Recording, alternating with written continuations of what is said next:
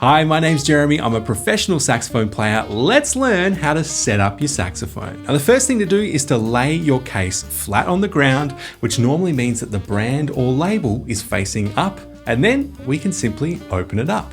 Now, at this point, we should just quickly check that we've got everything we need, so let's go through it together. We should have the body of the saxophone. Now, this one's pretty hard to miss. It's a big, giant saxophone-shaped object. We should have a saxophone neck, which is this curved piece here.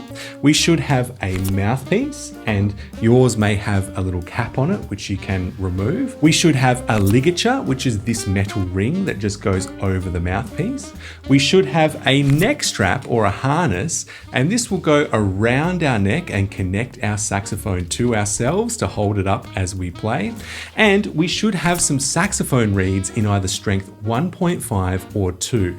And it probably goes without saying, but if you're playing alto sax, you want alto sax reeds. If you're playing tenor sax, you should have tenor sax reeds, etc. And finally, we should have a stick of cork grease and a basic cleaning kit, including these saxophone pull-through cloths, one for the neck and one for the body of the sax. That's our most essential gear on the saxophone, so if you're missing any of that, it's really important you take a moment to get what you need before you start playing. I've got Amazon links to those parts below, just in case you need to order something that's missing. But for now, it's time to put your sax together. Let's start by taking out your neck strap and placing it around your neck like this. The next step is to take out your saxophone neck, and sometimes we call this the gooseneck. Now I want you to take out that stick of cork grease you have and just lightly apply some grease to the cork. This will make it easier to get your mouthpiece on and off the neck, and it will also prolong the life of your cork.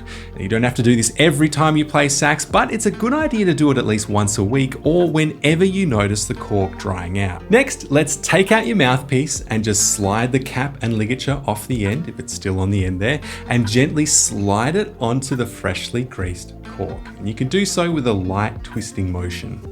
Generally, you want about a finger's width of cork still showing at the end of the mouthpiece. Now, here's a pro tip.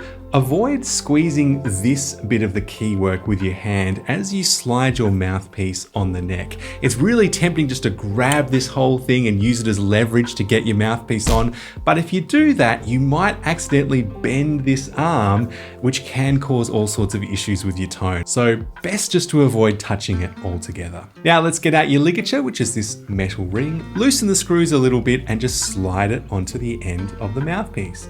When you do that, make sure the wider end is going on first and the screws are facing outwards and on the underside of your mouthpiece. Great.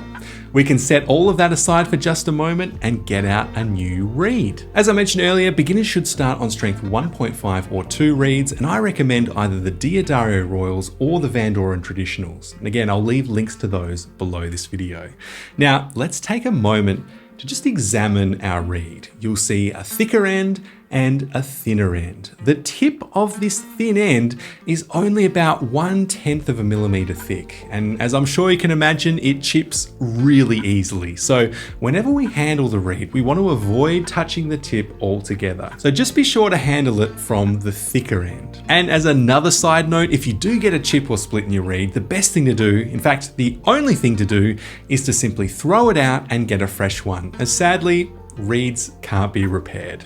Now, for the next step, we're going to place our reed in our mouth, and the point of this is to allow the moisture inside our mouth to soften the fibers of the reed, making our reed more responsive and easier to play. Make sure not to chew the reed and only put the thinner half of the reed inside your mouth. After about 15 or 20 seconds of that, it's time to take the reed out and place it on your mouthpiece. So we're going to place the flat part of the reed on the flat part of the mouthpiece, called the table, and the tip of the reed should be aligned with the tip of the mouthpiece. Now, since our ligature is already on the mouthpiece, we just want to make sure that we slide the reed under the ligature when we do this. You can use your thumbs to just gently adjust the reed and really take your time to make sure it's aligned properly, making sure not to touch the tip as you do so. If there's a misalignment, you're going to find the sax really difficult to play, and you may not even be able to get a sound out at all. So again, just take your time and make make sure you have it right. Once you've got the mouthpiece looking like the picture shown on screen, you can gently tighten the screws of your ligature so that they're finger tight. Now, let's grab the body of our saxophone and just be aware that sometimes there's a little end cap on the end of our saxophone, which we can just remove.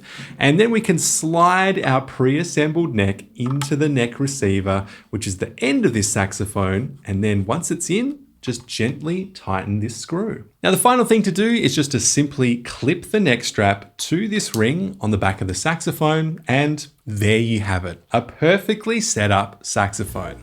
Now I know what you're thinking, it's time to actually start playing, but how do you hold this thing and what do you actually play? Well, don't worry, I've got you covered. If you simply follow the link on screen, you can watch the entire first lesson of my course, the SaxTuition Beginner Series, for free, and you'll also be emailed the PDF ebook and demo tracks you need with all the songs and exercises from the first lesson.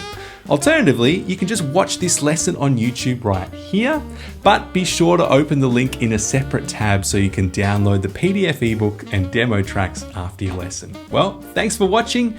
Happy playing.